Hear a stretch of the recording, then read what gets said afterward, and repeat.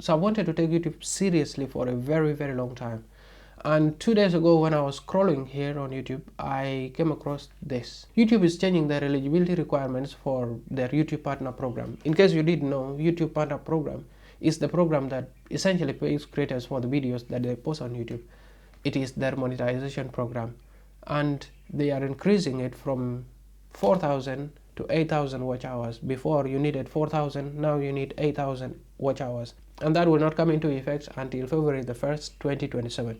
So when I saw that, there are a lot of things that came into my mind. The first of those things is, am I ever going to do YouTube again? Am I ever going to take it seriously? Now it has become literally twice as hard to be successful on YouTube. And my answer is yes. And I hope to convince you in a minute that this is still the right move to do in 2026. But first, why do I want to do YouTube in the first place? And I would be lying if I told you anything other than the crazy amount of money that people seem to be making on this app. Every day I come here, I see stories like this, and this, of people whose lives have been changed by YouTube. And while I'm genuinely happy for these people, I also want my life changed. And the only difference seemed to be they started, stayed consistent with it, and reaped the results. So I wanted to give it my best shot for the next 365 days and see how it ends up, and see if mine would be the next story. But let me tell you 2 more reasons why it's the right thing to do.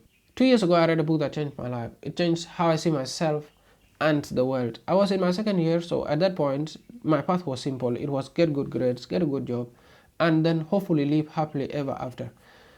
I knew I didn't want it, but that's all I knew. And then the book introduced me to the concept of freedom in all its components: financial freedom, location freedom, and time freedom. Being able to do what you want to do, with whom you want to do, where you want to do, and when you want to do it. And then the lights went on in my head. This is what I had been looking for all my life. This is all I had wanted. The goal is not simply to have money, it is to enjoy that money. The goal, as the book says, is fun and profit. But that's only half of the equation. The other is the vehicle to that freedom. And out of all the realistically possible ones, I chose business. I thought this is the best option for me. And that's how I ended up reading one book after another, after another, after another.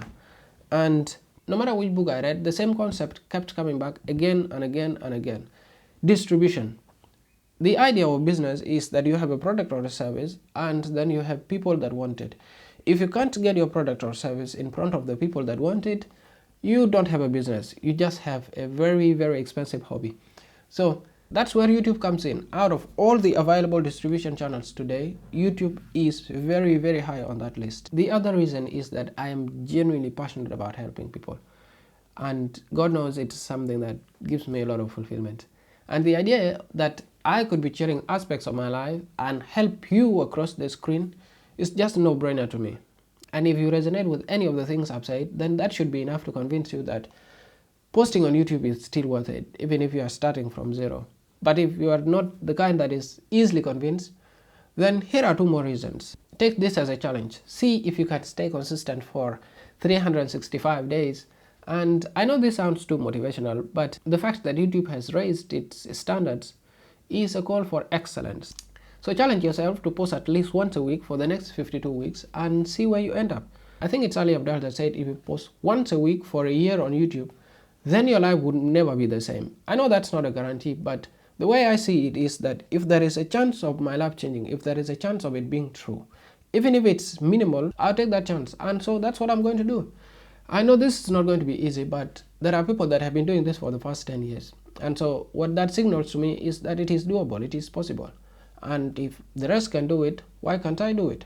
And then finally, I see it through the business lenses. The fact that the bar has been raised is not necessarily a bad thing. On the contrary, it's good because it will filter out unserious people. How many people would want to start YouTube or have already started? There are millions of those people, right? But how many of them will stay consistent for the next 6 months, for the next 1 year? Very few, I guess. If you are in, then that's the challenge, and I can't wait to hear all the amazing things that you will have done. But if not, then follow along and see what's possible.